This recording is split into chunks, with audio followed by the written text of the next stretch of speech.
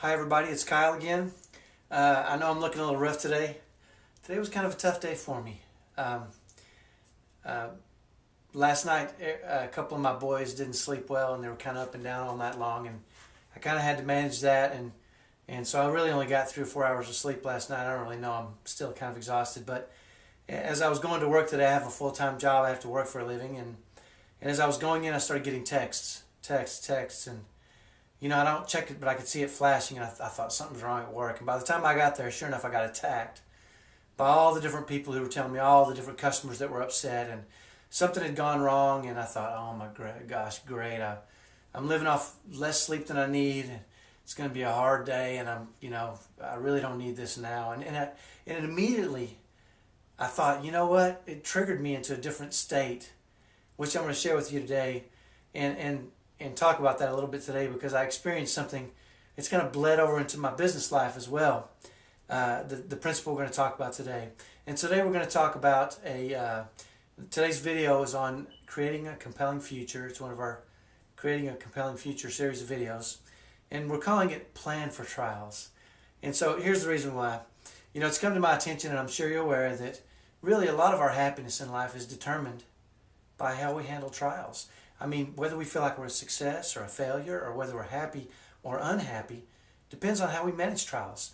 A lot of people think that if I just didn't have this trial, I'd be happy. But the truth is, we're all going to have them. They're there, and they're going to come, and they're going to go, and there's no way around it. And so, really, we want to plan for those trials. And so, we're going to talk about that a little bit today. And like I did this morning when I was walked into the office and I got attacked. Sometimes we have a tendency when things hit us, when these difficulties happen, to say, oh my gosh, why me? Or why now? Or what have I done to deserve this? Or I can't take this anymore. And all these things are just really defeating things for us. And so this morning, I remember when I came in and I thought, oh my gosh, this is the worst possible day for this to happen, and I really don't need this now. When I heard myself say that, when I do that with my kids at home, when they have meltdowns, I usually create triggers for myself that trigger me into a more productive state.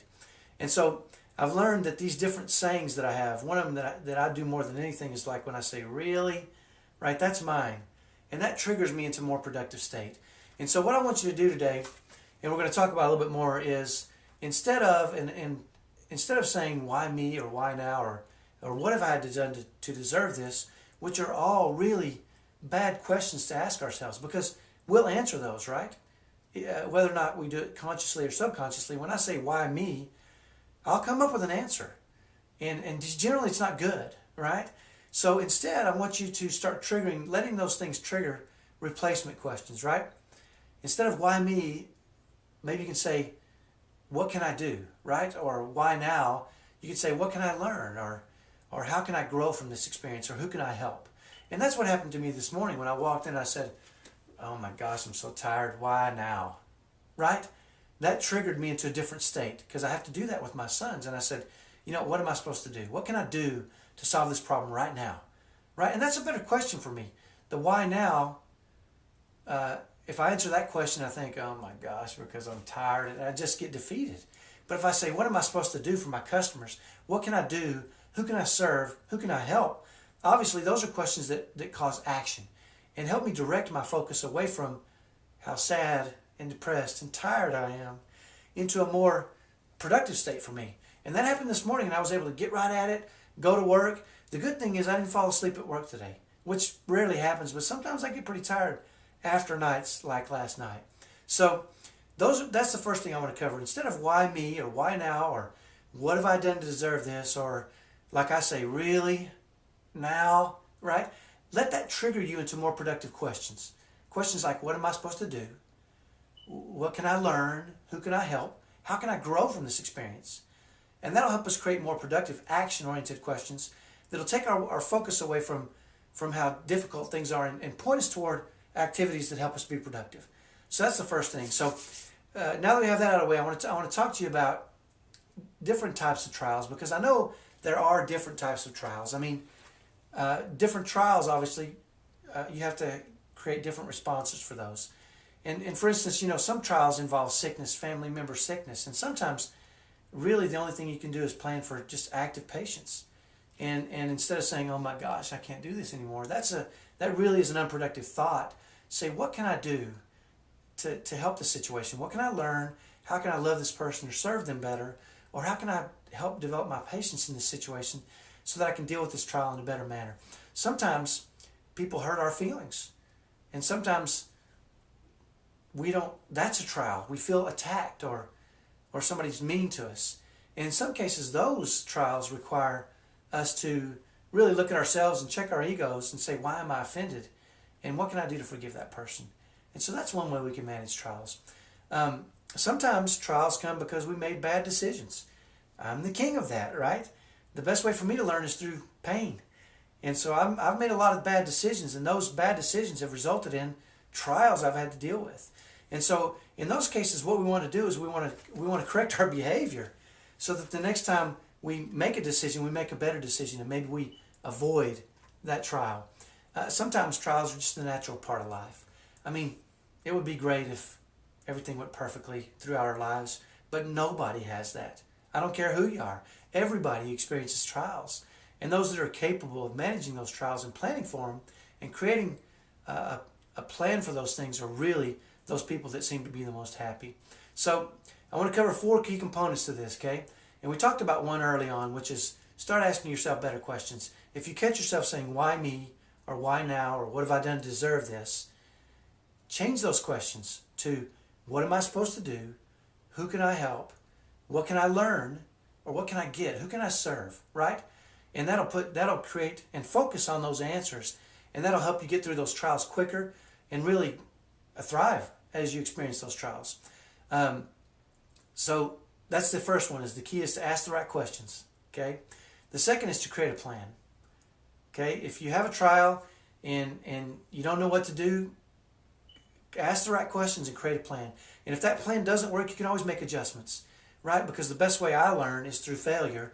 If I create a plan and it fails horribly, perfect. I know what not to do next time I have that trial, and I can create a different plan, and maybe that's really the answer to the trial. And the third is to act on those plans, okay? Really, a lot of people make plans and don't act on them. They say, what I should do is this, and they never really act on that. So those are the 3 steps. Ask better questions, make a plan, and act on it. And I'll share with you an experience I had. It's been a while back, but I used to work with a guy. His name was Clark, and Clark and I had a pretty good relationship. And so I could read Clark pretty well, and we'd worked side by side, and our offices were next to each other. And at one point after his wife had a child, I noticed over the next few months, instead of it being a joyous occasion, he started looking a little worse and worse and worse. And I realized something was going on for Clark. So I walked into his office one day and I said, hey, it looks like you're struggling a little bit. Is there anything I can do? And he said, well, not really. He said, my wife is going through some real serious postpartum. And she's doing and acting like she's kind of lost her mind. And she's doing things that are crazy. And I'm not really sure what I can do. I mean, it's hard, right? And so we had a conversation and we talked about this process, you know. What can I do? What am I to learn? Who can I serve, right? And ultimately he decided, and through a series of questions, he came up with a plan. And one of the questions I asked him, which is, I do this sometimes, is what's the worst thing that can happen, right? Because if I go to the worst thing, anything on this side of that is usually pretty easy for me to manage. And he said, well, she could never come out of this. She could be this way forever. And I said, well, are you going to divorce her if she does that? And he said, no, I'm not. I said, well, then maybe you should create a plan for what you've got right now. This is reality. Let's create a plan for what you can do. You know, what can you do? Who can you serve? What can you learn right now? And apply that plan. And if she never changes, you've got a plan moving forward. And at least you've got something to hold on to, and you can act on that plan and work hard. And take your focus away from your suffering or her suffering or the difficulties, and really try to do the best you can to move forward. And so he did that. And over a period of a couple of days, I saw a real change in him. And about a week later, he came into my office and he said, you know what? She's the same, but I'm much better. Right? He had created a plan for this trial, and he had acted on that plan, and he was putting these things in place, and he really was handling it in the very best way possible. He was handling his trial, and he was being successful as he did it. And so You know, and he told me something I thought was pretty interesting at that moment. He said, you know, when you work a plan, the trial is really no longer a trial. It's just life. It's what you have to do, and you're doing it, and you're working hard, and you feel like you're progressing. And I thought that was interesting, because when a trial is no longer a trial, what is it? Well, when you figured things out, if it happens again, you say, I know how to handle this, right? I mean, if something happens the first time, you don't know what to do, and you don't figure it out, when it happens again, you still don't know what to do. You've got to face this trial over and over and over, right? And creating a compelling future is about understanding that we're all going to have trials. And if we create a plan and we act that plan out and it fails, that's okay. We can create a new plan. And the next time we act a new plan out, and if it's successful, then the next time that event comes up, it's not a trial, because we know what to do. We know what we're supposed to do, and we can do it. So this week, what I want you to do is catch yourself, okay? Catch yourself. Whenever you walk in and something goes wrong, you say, oh my gosh, that's a trigger. Oh my gosh, right? Or if you say, why me? Right, that's a trigger. Or, oh, again? These are all triggers. These are things we say that are very unproductive for us. Instead of those, say, when you hear yourself say that, why me? Say, you know what, why not me? What am I supposed to do? What am I supposed to learn? Who can I help? Who can I serve? What can I do? And you create a plan and write it down and act on that plan. So catch yourself this week. Catch yourself saying unproductive words and thoughts, and replace them with action-oriented words. Focus on the action that you want to, and the plan that you have. And I guarantee you, as you go throughout this week, and as things come up, as trials present themselves, you'll say, you know what? I know what to do, right? I've experienced this before. I've got a plan. I've enacted it. I know what to do. Nobody goes through life without having difficulties.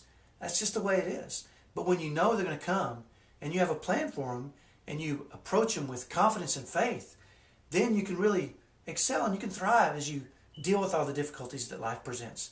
Here's what I'm about. I'm about being productive, and I'm about helping you understand that you control your happiness. You control your happiness. There's people who live in Argentina in shacks off $2 a day with full families and with one horse and no cars that are happy. And we can't be happy. We all have trials. Let's remember who we are, and let's remember we can manage these trials. We're capable. And let's get out there and let's work hard this week. Catch yourself using bad language. And when you do, replace that language with good, action-oriented language. Make a plan and go after it. And I guarantee if you'll do that, you'll have success and you'll start to thrive. Even as the world around you crumbles or goes crazy, you can be happy and you can thrive. And that's what I want for you. Let's go out there this week. Let's thrive.